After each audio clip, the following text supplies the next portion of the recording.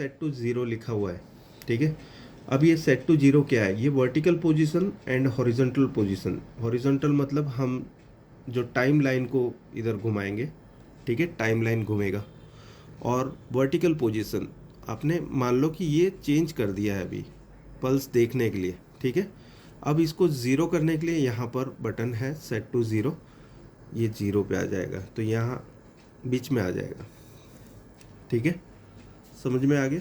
तो ये vertical position, horizontal position pulse की मूवमेंट करने के लिए है, और आपको फिर वापस ओरिजिनल जगह पे लाने के लिए set to zero.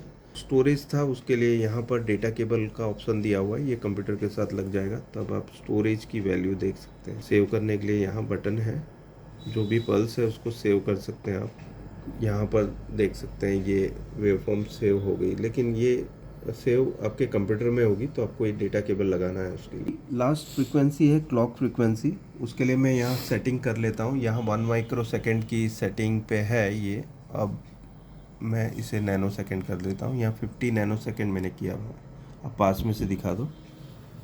50 nano second पे ये अभी सेटिंग रखी है, और इसकी जो वोल्टेज सेटिंग है वो 2 वोल्ट है। मैं इसे 1 वोल्ट या उससे 500 मिली वोल्ट कर देता हूँ फिलहाल के लिए। फिर पल्स वेवफॉर्म देखते हुए हम कम ज़्यादा कर सकते हैं। तो यहाँ आप देखेंगे कि फ्रिक्वेंसी आ गई है।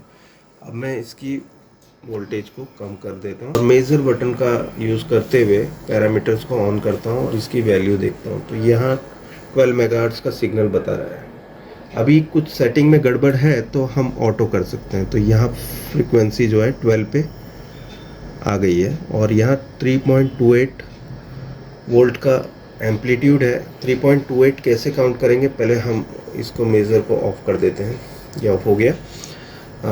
वर्टिकल से हम ऊपर कर लेते हैं इसे, ओके। तो यहाँ आप देखेंगे कि एक मेरा 1 वोल्ट पर डिवीज़न है, ये 1 वोल्ट का एक डिवीज़न, ये 2 वोल्ट हो गया, ये 3 वोल्ट हो गया। तो 3 वोल्ट के हल्के से ऊपर है 3.1 वोल्ट, ओके। तो डिवीज़न से आपको काउंटिंग करनी है। वैसे ही फ्रीक्वेंसी जो है यहाँ से यहाँ तक ये 50 नैनो सेकेंड की फ्रीक्वेंसी रेंज है। तो ये नैनो सेकेंड 50 नैनो सेकेंड इसकी टाइम लाइन हो गई। जो पल्स वेवफॉर्म ऑन रहता है वो कितने समय तक रहता है वो देखने के लिए।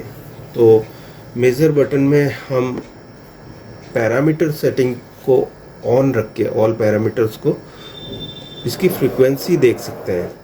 नॉर्मली जितने भी यूनिवर्सल बोर्ड्स होते हैं उसकी फ्रीक्वेंसी जो इसके ऊपर रहती है फ्लैश आईसी के ऊपर, वो 12 मेगाहर्ट्ज़ की होती है। V56 वाली जितनी भी आईसी है उसके लिए, ठीक है।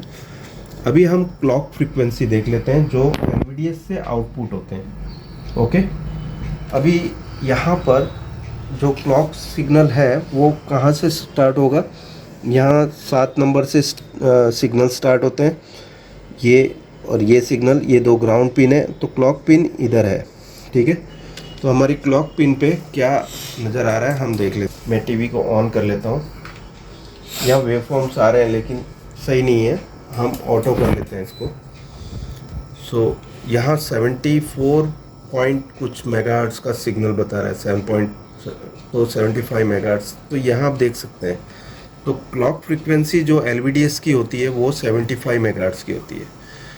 किसी ने मुझसे ट्रेनिंग के समय भी और यूट्यूब में भी पूछा है कि आप हम 50 मेगाहर्ट्ज़ यूज़ कर सकते हैं कि ऑसिलोस्कोप। यहाँ पे देखो इसकी जो टोटल बैंडविड्थ है वो 100 मेगाहर्ट्ज़ है। अब हमारा ये क्लॉक फ्रीक्वेंसी कितने की है जो RX क्लॉक 74, तो 50 मेगाहर्ट्ज़ का लोगे तो ये फ्रीक्वेंसी देखने मिलेगी नहीं मिलेगी।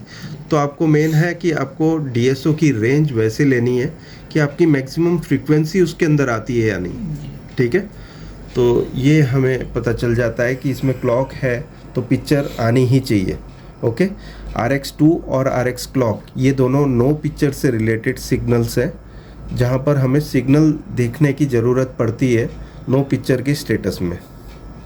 ये मैंने कोशिश की कि आपको जो यूनिट का ये DSO है जो नया आया है, जिसका मॉडल नंबर है UTD 2102CEX+, ये जो प्लस आया है इसमें कुछ फंक्शंस ऐड हुए और कुछ फंक्शंस डिलीट हुए हैं। यहाँ पर ट्रिगर मेनू से हम पल्स को रोक सकते हैं ऊपर नीचे करके। पहले वाले में था हम उसे नॉर्मल करके उसे रोकते थे, ठीक है, ऑटो, नॉर्मल और सिंगल था उसमें। तो इसमें हमारे पास वो ट्रिगर मेनू जो है, यहाँ पर आप आ जाइए मोड सेटिंग, ये मोड सेटिंग पे आ जाइए। तो यहाँ नॉर्मल, सिंगल, ये भी बहुत काम का फंक्शन है। सिंगल वो फंक्शन है कि फ्रीक्वेंसी आके तुरंत चले जाती है, तो आपको अब देखना है। अभी मैंने टीवी को ऑन मोड पे रखा हुआ है, फ्रीक्वेंसी आके चली जाती है, वो पकड़ने के लिए वो सिग्नल है, ठीक है। फ्रीक्वेंसी पकड़ लिया इसने। अब मैं जब भी स्टार्ट करूँगा ना, तो ये देखो फ्रीक्वेंसी पकड़ी और ये बंद हो गया, तो सिंगल वेवफॉर्म कैप्चर कर लेगा ये। तो ये एक काम का फंक्शन होता है जब हम चेक कर रहे हो। जैसे अभी मैं ऑन मोड पे रखता हूँ इसको, टीवी को, और रीस्टार्ट करता हूँ।